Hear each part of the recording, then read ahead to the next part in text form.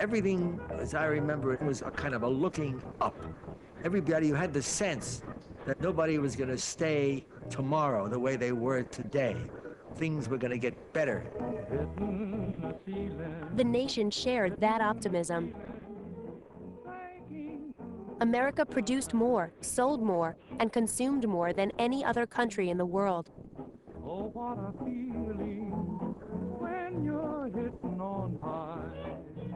People thought it would last forever, and speculators were taking risks with no safety net. In 1929, the stock market crashed. The American dream turned into a nightmare of unemployment, hunger, and homelessness.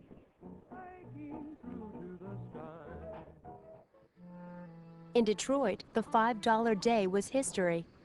Ford laid off 80% of its workers, including Dave and Joe. It was rough. There was a place where we used to go. They give you little meat with a bone, and you can go home and make soup with it. That's how we lived. My car, I had to sell it. I ain't got money to buy gas. What are you gonna do? I sold it for nothing to a farmer.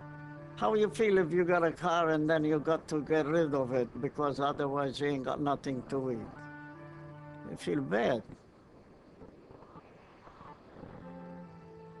It was hell.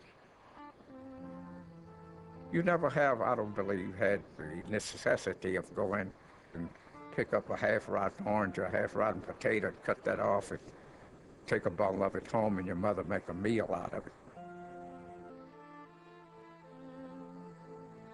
The suffering was not confined to the cities. It swept over farmland, prairie, and plains. By 1932, the American faith in the future had a hollow sound. We're Americans, and Americans had a lot of hardships, but we're going to fight this through.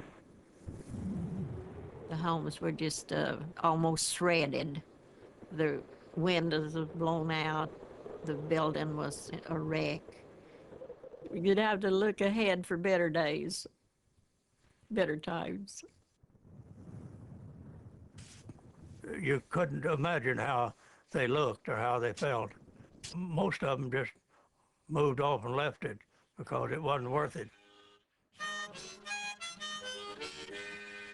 In Arkansas, Jim Wolford was flat broke. He had a family to feed and no prospects at all. You felt unnecessary, you know, if you didn't have any money. So Jim, like thousands more, hopped freight trains and followed the harvests. Riding the rails took nerve and technique. If it's a moving, you catch it high up on it as you can, and you run along with it. My age now, it'd have to be going pretty slow for me to catch it, but I might if I had to.